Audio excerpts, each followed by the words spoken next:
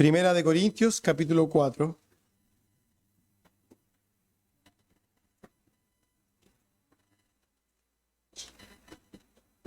Primera de Corintios, capítulo 4, versículos 14 al 21.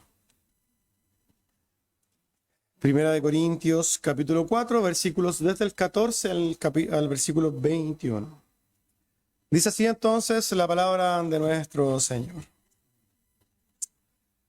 No escribo esto para avergonzaros, sino para amonestaros como a hijos míos amados. Porque aunque tengáis 10,000 años en Cristo, no tendréis muchos padres, pues en Cristo Jesús yo os engendré por medio del Evangelio. Por tanto os ruego que me imitéis. Por esto mismo he enviado a Timoteo, que es mi hijo amado y fiel en el Señor, el cual os recordará mi proceder en Cristo, de la manera que enseño en todas partes y en todas las iglesias. Mas algunos están envanecidos, como si yo nunca hubiese de ir a vosotros. Pero iré pronto a vosotros, si el Señor quiere, y conoceré no las palabras, sino el poder de los que andan envanecidos. Porque el reino de Dios no consiste en palabras, sino en poder. ¿Qué queréis? ¿Iré a vosotros con vara o con amor y espíritu de mansedumbre? Amén. Tome asiento, hermanos. El título del sermón es una pregunta, ¿cierto? ¿Cómo recibo yo la amonestación? Quizás es un título que no nos da mucha luz todavía respecto al texto, pero vamos a ir viendo entonces lo que dice la Escritura para que podamos entender este fragmento de la primera carta a los Corintios. Como ya es de conocimiento general, la semana pasada estuvimos viendo los versículos precedentes, los anteriores, ¿cierto?, a lo que estamos viendo el día de hoy. La semana pasada estuvimos viendo las palabras del apóstol Pablo, donde hacía una fuerte amonestación, ¿cierto?, una confrontación importante a los corintios. ¿Por qué?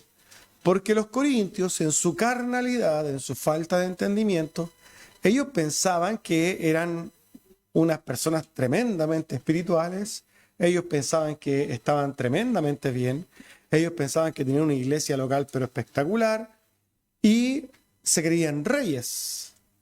Y el apóstol, cierto, de manera irónica, usa esta figura literaria para decirles o para darles a entender que ellos no tenían ni idea de lo que era el verdadero cristianismo. Porque según él entendía, ¿cierto?, el cristiano, los apóstoles y en general los cristianos eran lo postrero del mundo, lo despreciado del mundo. A los cristianos se nos persigue, a los cristianos se nos odia, a los cristianos no somos para nada reyes, los cristianos nos aborrecen. Y si nosotros queremos ejercer o queremos vivir vidas cristianas, tenemos que estar preparados para eso. Ahora, ¿por qué hago tanto énfasis en lo que hablamos la semana pasada? Porque la verdad es un fragmento largo que está hablando en sí de lo mismo.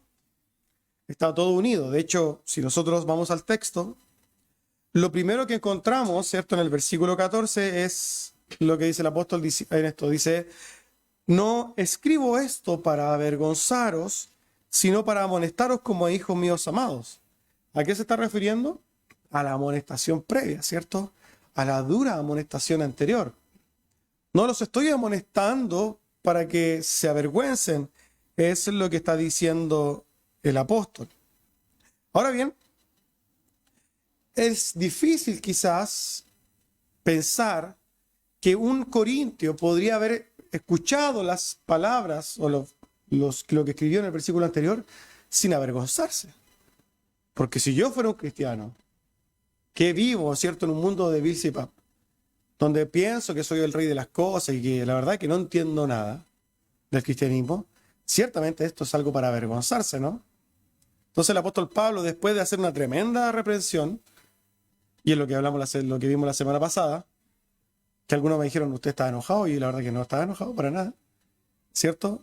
Después de esa amonestación, que es lo que hace el apóstol Pablo, le dice, miren, esto no tiene la intención de avergonzarlos, pero él ya entiende, por tanto, de que esto es algo para que les dé vergüenza. Lo que quiere el apóstol Pablo, por el contrario, es amonestarlos. ¿Qué es amonestar?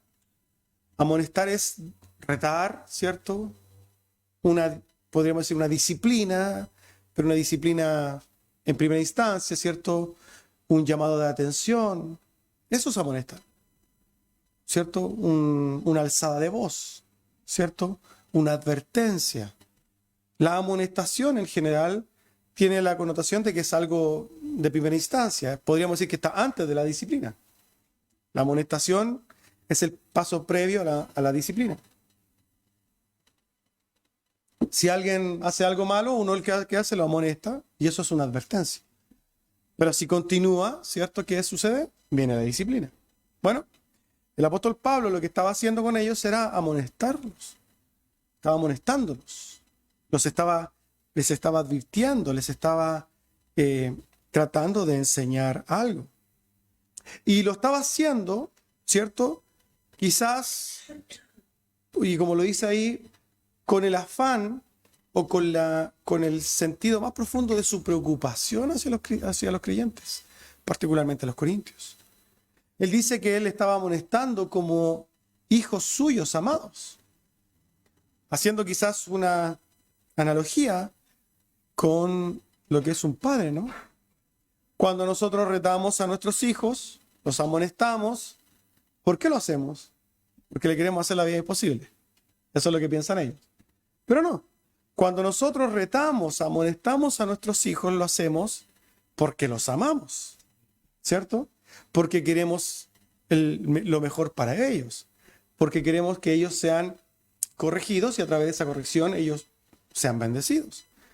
Nosotros, si no amáramos a nuestros hijos, bueno, que hagan lo que quieran. Échese a perder la vida. Haga lo que usted quiera. Y después cuando son adultos, son un desastre de seres humanos, ¿cierto? Y se pagan las consecuencias. Pero nosotros no queremos eso para nuestros hijos.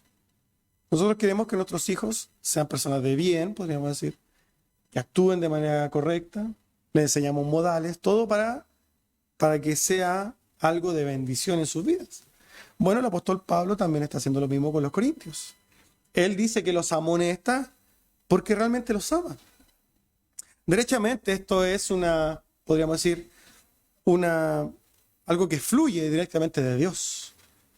Si Dios no nos amara, hermanos amados, no nos hubiera dejado tremenda escritura, ¿no? Tremenda palabra, no nos dejaría una cantidad enorme de miles de letras. ¿Para qué? Para corregirnos. Derechamente la Biblia es una manifestación de amor de Dios para con nosotros. Porque a través de la Biblia, ¿cierto? Nosotros encontramos la amonestación, que dice 2 Timoteo 3:16, ¿cierto? Porque toda palabra es inspirada por Dios y útil para enseñar, para redarguir, para corregir, para instruir. Porque para nosotros es esto. La palabra de Dios es la que nos da a nosotros la amonestación diaria. Recuerde eso. Si usted desprecia la palabra de Dios, lo que está haciendo es despreciar la amonestación de Dios. Tengamos cuidado con eso. Porque lo que está haciendo el Señor a través de eso es manifestarnos su amor. Muchas veces nosotros no sabemos qué hacer, ¿no? Lidiamos con una serie de cosas. Y venimos a ser como el niño, que no ha hecho caso. Ahora bien, el apóstol Pablo dice entonces que le está escribiendo con amor a los corintios. Para ellos, los corintios son sus hijos. Y siguiendo con el mismo razonamiento, describe en el versículo 15, porque aunque tengáis 10,000 años en Cristo, no tendréis muchos padres, pues en Cristo Jesús yo os engendré por medio del Evangelio. ¿Qué es un ayo? Quizás algunas personas no saben lo que es un ayo. Un ayo es una especie de tutor. En el tiempo antiguo existían estas personas, los ayos, que eran personas, generalmente eran esclavos, que lo que hacían era preocuparse particularmente de los niños, de educarlos, muchas veces también de alimentarlos. De alguna manera se encargaban de todo el cuidado de los niños durante su crecimiento. Era un ayo, alguien que de alguna manera hacía una especie de suplencia de los padres, era una ayuda de los padres. Este ayo era el que acompañaba al niño desde pequeño. Entonces el apóstol Pablo hace esta comparación. Ustedes podrían tener 10,000 ayos, es una exageración. Lo que está diciendo, ustedes podrían tener una serie de personas que hoy día quizás sirven en la iglesia de los Corintios. quizás pastores, quizás diáconos, quizás evangelistas, quizás hermanos que los ayuden, ¿cierto? O que los guíen en Cristo. Ellos vendrían a ser ayos, personas que los guían, ¿cierto? En una niñez espiritual. Pero hace una comparación. Pueden tener muchos ayos, pero un ayo nunca es lo mismo que un papá. Eso es diferente. No se puede comparar un ayo con un padre. Porque el ayo en general está haciendo una labor, puede encariñarse, puede tener cierto afecto por el niño, pero nunca ese afecto se va a comparar con el amor de un padre, ¿no?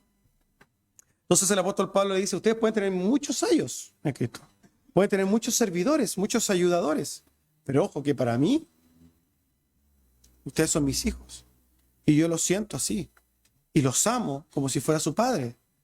Y el amor que tienen los ayos no se compara conmigo. Básicamente lo que está diciendo el apóstol Pablo es como que el amor que tiene él es tan profundo que se podría comparar con el de un padre. Quizás a modo de aclaración respecto a él. ¿Significa que podemos tener hijos espirituales nosotros? ¿Podemos tener hijos espirituales nosotros? A ver, en términos bien simples, la respuesta es no, no podemos tener hijos espirituales. Pero si queremos usarlo de una manera solamente semántica para representar el hecho de que el hermano, no sé, José llegó a Cristo, el Señor hizo la obra por medio de mi predicación del Evangelio, yo podría decir de manera solamente representativa, es un hijo, de una manera podríamos decir amena decirlo. Pero eso no implica absolutamente nada más. Nada más.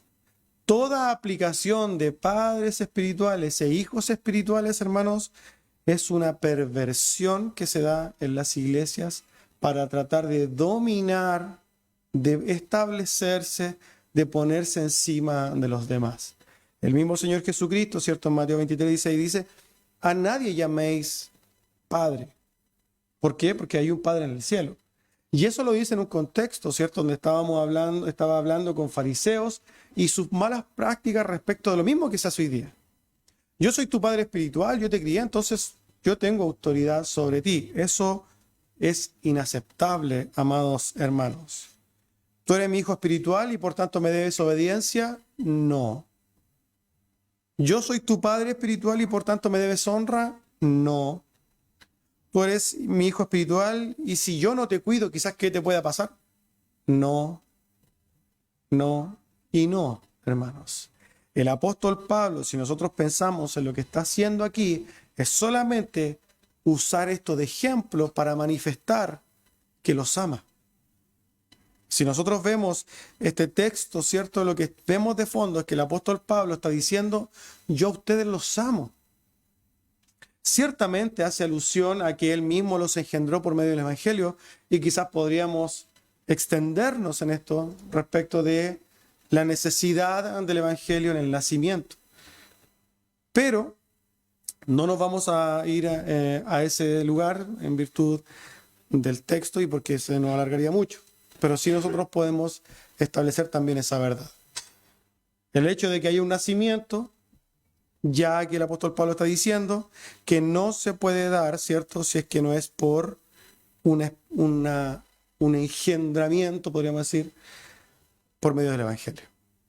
El Evangelio es totalmente necesario para que haya un nacimiento. Sin Evangelio no hay nacimiento. Y sin Evangelio, por tanto, no hay salvación. ¿Puede alguien salvarse sin ser expuesto al Evangelio? La respuesta es no. El apóstol Pablo está usando esto solamente a modo de ejemplo para decir y hacer referencia claramente al que él fundó la iglesia de Corintios y por tanto los ama. Todo esto, hermanos, podríamos decir que engloba el fondo de la amonestación del apóstol Pablo. La amonestación, la preocupación y todo lo que hace el apóstol Pablo se fundamenta en el amor que les tiene. Nada más. El apóstol podría haber seguido su vida feliz, apóstol Pablo, olvidándose de los corintios y que los corintios hagan lo que quieran también, ¿cierto? Pero no. Lo que hace el apóstol Pablo de alguna manera es manifestar su amor preocupándose y tomando de alguna manera acciones para con los corintios y su forma carnal de llevar la iglesia. Él tiene el anhelo de que los corintios corrijan su camino. ¿Por qué? Porque él sabe que si ellos siguen su camino de carnalidad, de división, de alejarse de la palabra de Dios, por ese lado, esa iglesia va a terminar destruida. Pero si por otro lado él corrige ese camino y hace que ellos caminen en pos de las verdades escritas en su palabra, entonces la iglesia de Corintios se va a transformar en una iglesia santa, ¿cierto? En una iglesia hermosa, en una iglesia unida, en una iglesia que glorifica al Señor. Si nosotros amamos a nuestros hijos, ¿cierto? Los queremos llevar por caminos de bien. El apóstol Pablo, como amaba a la iglesia también de Corintios, les dice y lo amonesta y le insiste. Y aquí él hace una invitación particular. Versículo 16. Como él es el Padre de Dios, le dice, por tanto ruego me imitéis. ¿Qué podrían imitar los corintios? Quizás del apóstol Pablo. ¿Hay algo de que tenga el apóstol Pablo que sea digno de imitar? Sin lugar a dudas, ¿no? Su amor, partiendo por ahí, ¿no? El hecho de amar, de preocuparse, de ser diligente. Su entrega, su sabiduría, su sufrimiento, su entereza, su diligencia, su conducta, una serie de cosas, virtudes del apóstol Pablo. El apóstol Pablo entregó su vida a Cristo y eso implica, hermanos, muchas, pero muchas cosas. Y si bien esta carta fue escrita originalmente a los corintios, esta carta está escrita para toda la iglesia. Y por tanto quizás es muy pertinente preguntarnos a nosotros mismos, ¿hemos nosotros pensado en alguna vez en ser imitadores de Pablo? Ojo que no estamos exaltando la persona de Pablo, porque él mismo va a aclarar más adelante en su capítulo 11 que dice, sed imitadores de mí como yo soy imitador de Cristo. Por tanto, imitar a Pablo es imitar a Cristo, de alguna manera. Como Pablo imitaba a Cristo, nosotros podemos imitar o usar la figura que queramos siempre y cuando ésta apunte a nuestro Señor Jesucristo. Si nosotros vemos las virtudes del apóstol Pablo, todas las vemos en Cristo. ¿Qué hizo Cristo? ¿Cristo amó? Sí. Cristo es amor. ¿Cristo era sabio? Cristo era la sabiduría. ¿Cierto? ¿Cristo fue entregado? Sí, se entregó hasta lo sumo, ¿no? ¿Cristo se humillaba a sí mismo? Sí, de todas maneras. ¿Cristo sirvió? Vino para servir. Todas las virtudes de Pablo están en su plenitud en Cristo. Esa es la realidad de las cosas. Ahora, independientemente si queremos apuntar a Pablo o apuntar a Cristo, ¿estamos apuntando a algo, hermanos? ¿Nos vemos reflejados, nos vemos comparados con algunos de las personas que deberíamos apuntar? ¿Cómo es nuestra vida? Porque realmente, hermanos, nosotros no nos damos cuenta y empezamos a vivir vidas en la rapidez del momento, pero nos olvidamos, estamos viviendo centrados en nosotros. Y vemos, y si nosotros hacemos un análisis, y este es el llamado, derechamente, es para que pensemos. Si comparáramos nuestras vidas con las vidas de hombres de carne y hueso, y por eso hablamos del apóstol Pablo, porque ya, compararte con Cristo es imposible, pero Pablo era un hombre normal, con una naturaleza pecaminosa. Por tanto, quizás es un referente más, podríamos decir, objetivo, el poder compararnos con él. Si miramos nuestras vidas en comparación a la vida de Pablo, ¿hay algo que tengamos en común? Porque el apóstol Pablo vivió su vida en pos de Cristo, para el Evangelio, ¿cierto? Para la obra del Señor. Fue apedreado, azotado, una serie de cosas. Incluso murió por la fe. Pero nosotros, hermanos, estamos pensando en qué juego de PlayStation vamos a comprar. Eso, hermanos, es algo que nos avergonzaría, yéndonos al primer versículo, ¿no? Algo que es para avergonzarnos. Nosotros tenemos que empezar a meditar en esto. El apóstol Pablo invita a los corintios a que mediten en esto. Porque la manera carnal de vivir, que en la cual estamos la gran mayoría, sobre todo en esta sociedad, acostumbrados a vivir, dista mucho, hermanos, de lo que es el verdadero cristianismo. Dista en su totalidad de lo que es el verdadero y tenemos, y es lo que hablamos la semana pasada. El apóstol Pablo quiere que nosotros seamos imitadores del Señor, seamos imitadores de Él.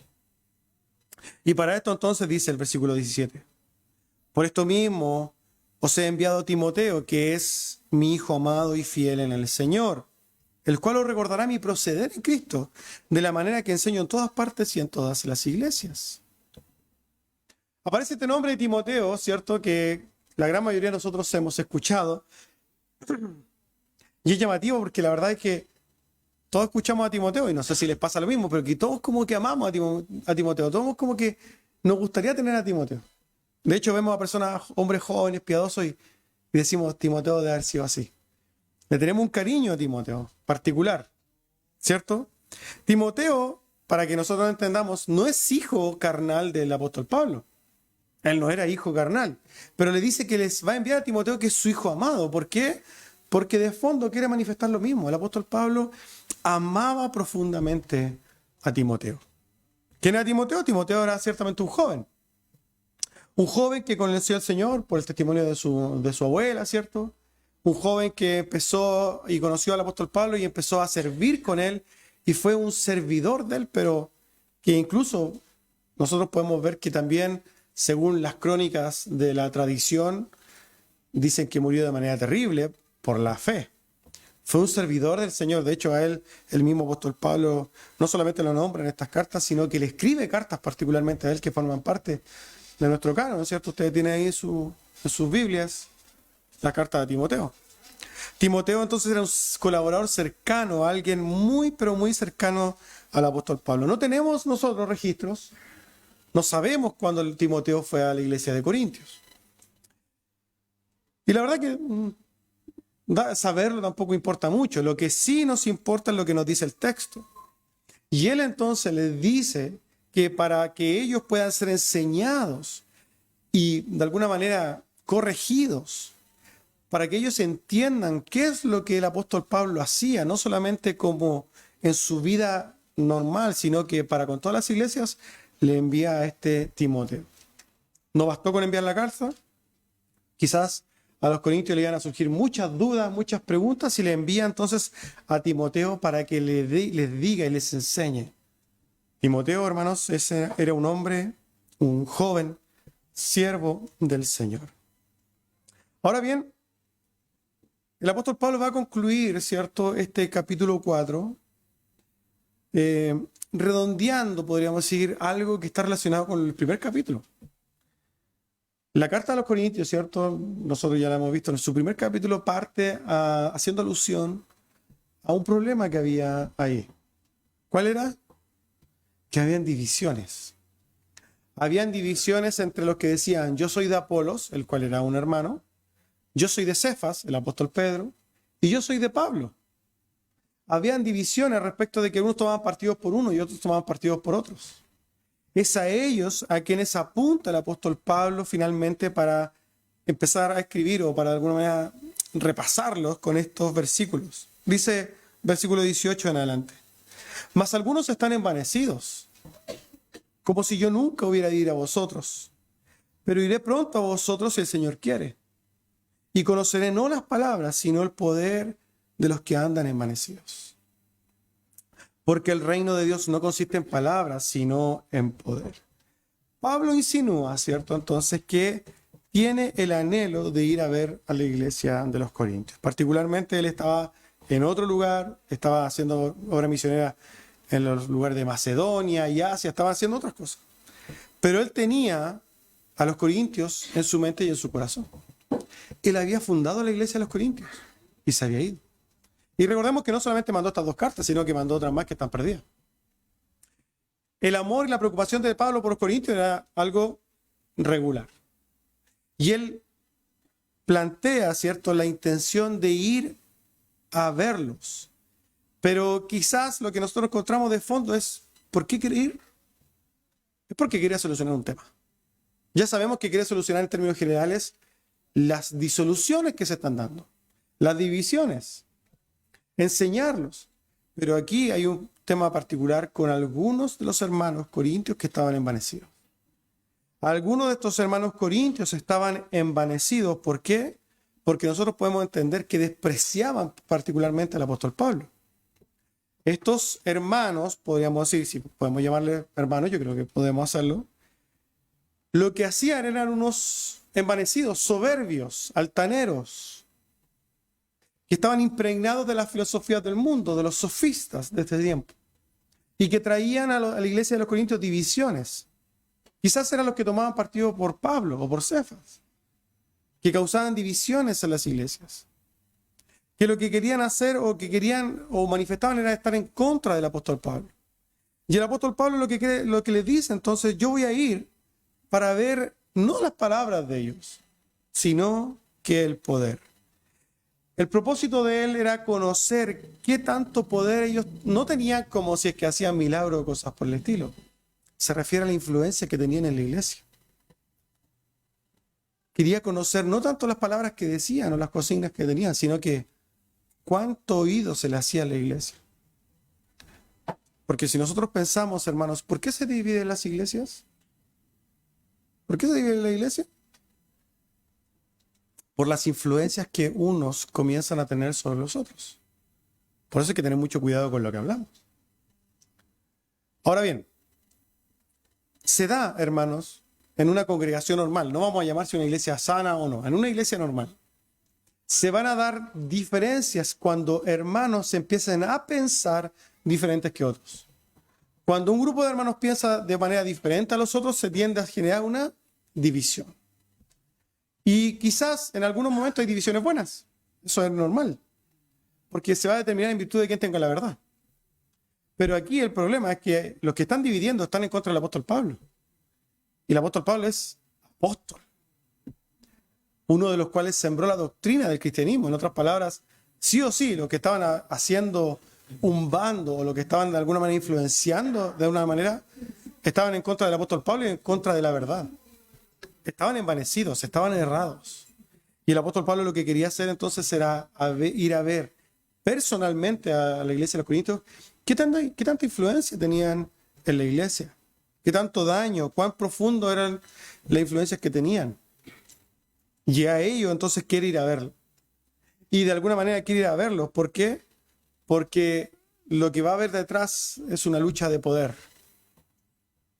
Y el apóstol Pablo, hermanos, sabe que si hablamos de poder, como el que dice, porque el reino de Dios no es de palabras, sino de poder, él sabe, hermanos, que en él hay poder. Y no en él, básicamente, como el apóstol Pablo, a pesar de que es apóstol, sino que él no anda solo. Aquí estamos hablando de influencias. ¿Quién influye sobre quién? Cada uno de nosotros siempre recibe palabras, pero ¿cuáles son las palabras que tienen poder? Las que influencian. Si yo encuentro por aquí amarillo y rojo y yo me inclino por el rojo, las dos son palabras, pero el rojo en mí tiene más poder. Así lo hacen con las doctrinas. Alguien llama a las divisiones o alguien llama a tomar partido por Cefas y él dice, no hay, el apóstol Pablo dice, no hay partidos aquí en la iglesia. Y son palabras en final, pero yo veo cuáles de ellas tiene poder en mí. Depende de la decisión que yo tome, ¿no? Esto es de la vida diaria. Esta es la lucha del cristiano, hermano. Porque nosotros tenemos la palabra del Señor, que nos influencia por acá, y tenemos las consignas del mundo, la filosofía del mundo. Ambas son palabras. Y nosotros determinamos cuál es seguir, ¿no? Es así.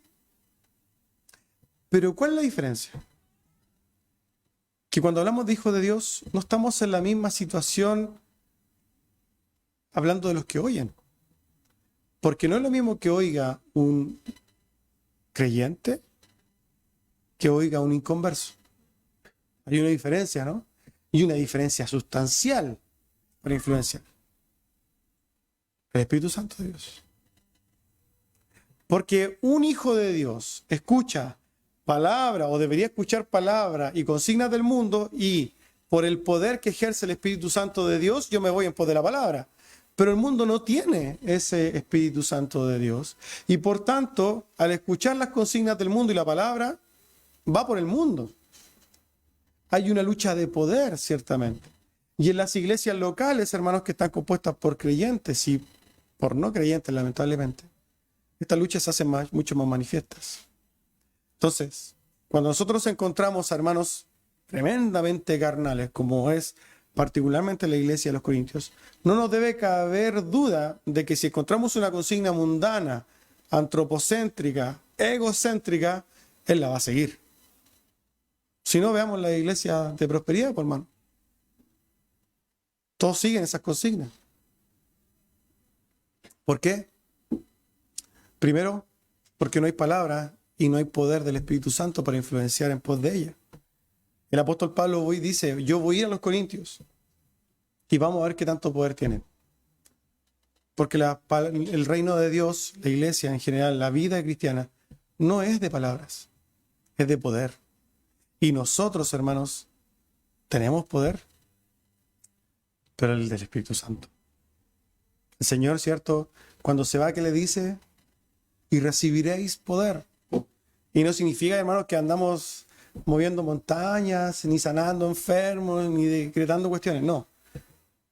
El Espíritu Santo hace una obra en lo más profundo de los cristianos que los influencia de una manera diferente a la del mundo.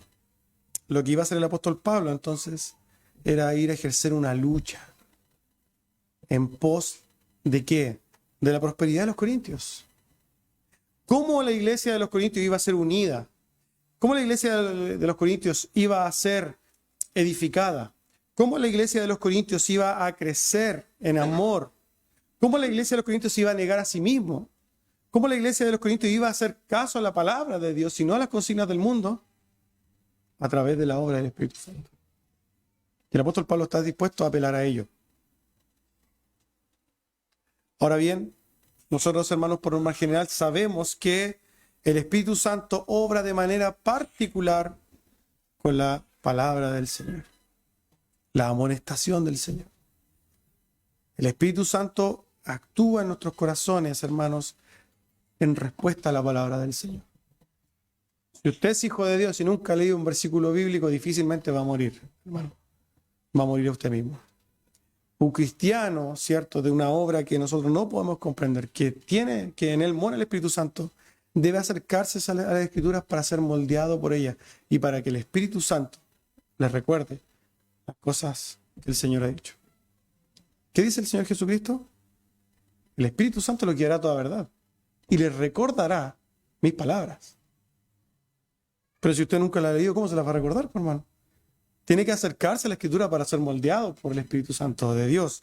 Es ahí, en ese contexto, entonces, como el apóstol Pablo sabe que ha sido respaldado por el Espíritu Santo, porque es apóstol del Señor, sabe que si va a los Corintios va a ser respaldado por el Espíritu Santo de Dios, lanza una amenaza aquí a los Corintios, particularmente a los envanecidos. Y les dice entonces, ¿qué queréis? Versículo 21. ¿Iré a vosotros con vara? ¿O con amor y espíritu de mansedumbre? Es como si dijera, bueno, yo voy a ir sí o sí a verlos y voy a solucionar este tema de las divisiones. Voy a solucionar el tema de los que están envanecidos. Y en este sentido nadie se interpondrá porque primero no voy solo. El Espíritu Santo de Dios me respalda. ¿Qué quieren entonces? ¿Que yo como apóstol vaya con vara de manera hostil? ¿Que vaya a poner disciplina?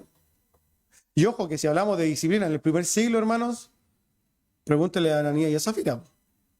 Estamos hablando de cosas que no son como ahora. ¿Quieren que vaya con vara? ¿O quieren que vaya con amor y mansedumbre? Esto dependerá de ustedes. Esto es lo que les dice a los corintios.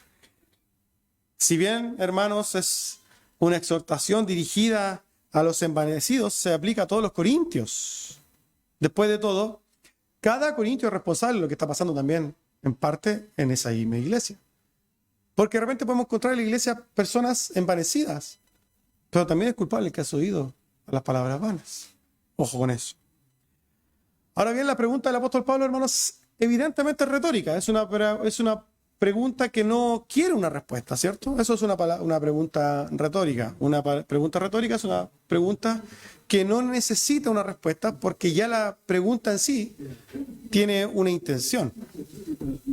El apóstol Pablo hace una pregunta retórica. El apóstol Pablo no espera una respuesta. El apóstol Pablo está entonces invitando a los corintios a que vean y mediten, ¿cierto?, en cómo quieren recibir la amonestación del mismo. Lo que viene haciendo, ¿cierto?, los primeros 4 capítulos es amonestación tras amonestación. ¿Qué harán con la carta a los corintios? ¿Es necesario que el apóstol Pablo vaya de manera hostil a pesar de mandar una carta? ¿O ellos van a recibir al apóstol Pablo después con amor por la carta que le ha enviado y porque ellos le han hecho caso? Y por tanto, entonces van a abrazar al apóstol Pablo y van a decir gracias por el consejo. Depende de los corintios, si es que quieren que el apóstol Pablo vaya de manera violenta, podríamos decir, a poner disciplina, o si ellos quieren que vaya con amor a abrazarlos, a amonestarlos, pero con amor, con mansedumbre. La iglesia de los corintios iba a definir eso. Pero esta pregunta no solamente para los corintios, pues, hermano. Y aquí la aplicación, particularmente de este versículo. Porque esto lo podemos nosotros tomar a manera personal, cada uno de nosotros. Sabemos que el apóstol Pablo está escribiendo la carta a la iglesia local de los corintios, pero esto es a modo personal. Si pensamos, hermanos, que esto es la palabra y entendemos que esto es la palabra de Dios, podemos aplicarla. Y podemos aplicarla en un ejemplo de nuestra relación con Dios. Dios a nosotros nos dice exactamente lo mismo. Dios a nosotros nos da la amonestación. ¿Dónde está la amonestación? Aquí. ¿Cierto? Y el apóstol es como si el Señor mismo nos dijera a nosotros. Creyentes en particular, cada uno de ustedes. Ustedes deciden si que ustedes van a hacer caso y por tanto yo voy a ir a seguir amonestándolos en amor, porque por lo demás nunca nos van a dejar de corregir. ¿Qué tendría que pasar para que nos dejen de corregir? Que seamos perfectos. Y eso nunca va a suceder. Así que al que no le gusta ser corregido, hermano, tiene toda una vida para ser corregido. Porque va a seguir corrigiendo, va a seguir siendo corregido y seguir siendo corregido. Así que no piense que me van a corregir una vez y nunca más. No. La Biblia lo que hace constantemente es corregirnos. Y el Señor le dice, bueno, ¿quieres que te siga corrigiendo con amor o quieres que vaya con vara? Nosotros en el papel, ¿cierto? Decimos, no, a nosotros queremos que el Señor nos corrija con amor, siempre con mansedumbre, porque por lo general nosotros somos súper obedientes, ¿cierto? Somos todos obedientes. Inmediatamente tomamos la palabra del Señor y la abrazamos y decimos, sí, la hago caso. Pero eso es en el papel, en la teoría. En la práctica sucede algo totalmente diferente.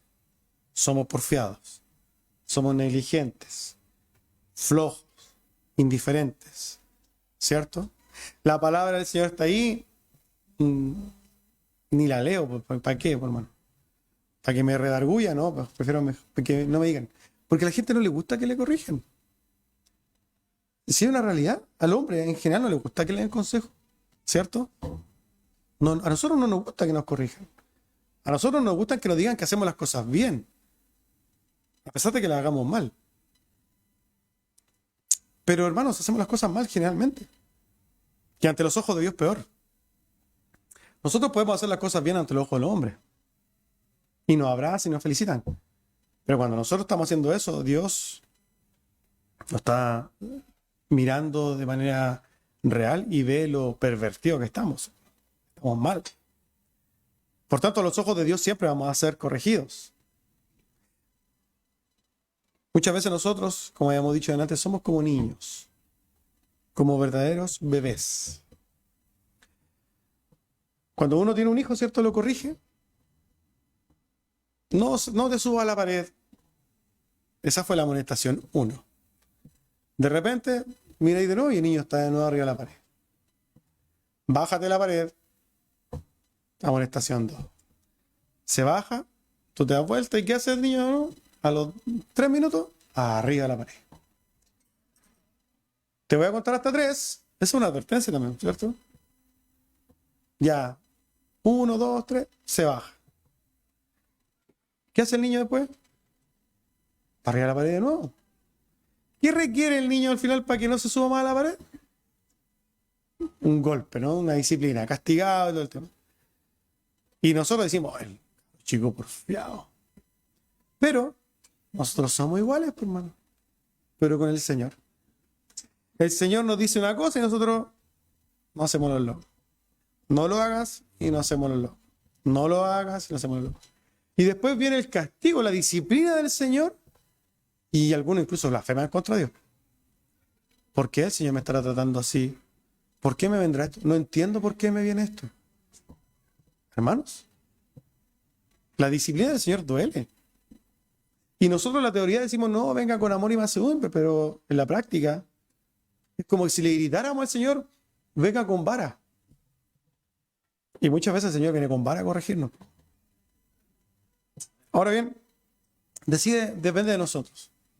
O somos diligentes en la búsqueda de la palabra del Señor y en el consejo del Señor y hacemos caso a la amonestación. Y créanme que el Señor va a seguir amonestándonos en amor, porque ciertamente nosotros vemos la Escritura y somos amonestados en amor. ¿Qué más por el Espíritu Santo? ¿Acaso el Señor al amonestarnos no es a través de un cambio en el corazón, ¿cierto? De una fortaleza muchas veces para resistirnos. El Señor también hace esta obra, pero muchas veces nosotros la despreciamos. Está en nosotros cómo recibir la amonestación del Señor. Pero como último consejo, hermanos, cuando estemos sufriendo esta amonestación con vara,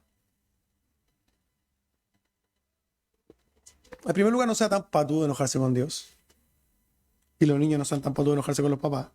Eso sí que es lo más patudo que hay. Sino que entienda que detrás de esto hay amor. Porque si el Señor no los amara, no los corregiría. Como dice Hebreos, con esto termino. Y habéis ya olvidado la exhortación que como a hijos se os dirige diciendo, hijos míos, no menospreciéis la disciplina del Señor, ni desmayéis cuando es reprendido por Él, porque el Señor al que ama, disciplina y azota a todo el que recibe por hijo. Hermanos, la amonestación del Señor y la disciplina por consiguiente del Señor es un regalo de Dios. Vea usted cómo quiere recibir. Amén. Vamos a orar. Bendito Señor, queremos darle gracias por su palabra. Gracias, Señor, por su constante amonestación, por su corrección diaria, Señor, porque en usted podemos ser instruidos, amonestados, corregidos, Señor, para ser mejores esposos, mejores padres, mejores hijos, mejores cristianos, mejores ciudadanos, Señor, etc. Porque a través de su consejo, Señor, podemos ser bendecidos, Señor, al obedecerlos. Sabemos, bendito Dios, que nos queda mucho por crecer en este mundo. Pero también tenemos la certeza de que llegará un día en que nuestros cuerpos serán renovados, Señor, glorificados y no lucharemos más con nuestra maldad. Oramos para que usted ponga un espíritu de mansedumbre en nosotros. Entendimiento para poder acercarnos a su palabra, Señor, y entender. Disfrutar también, Señor, ¿por qué no?, de las bendiciones de la obediencia. Porque sin duda reconocemos que al obedecerle, Señor, somos tremendamente bendecidos. Denos la claridad, denos entendimiento. Y ayúdenos, Señor, a no ser porfiados, Señor. Y también ayúdenos a resistir la disciplina cuando venga. A entenderla de parte de usted como una obra de amor. Gracias, Señor, por no dejarnos solos. Gracias, Señor, por su profunda preocupación diaria. Gracias, Señor, le damos en el nombre de Cristo Jesús. Amén.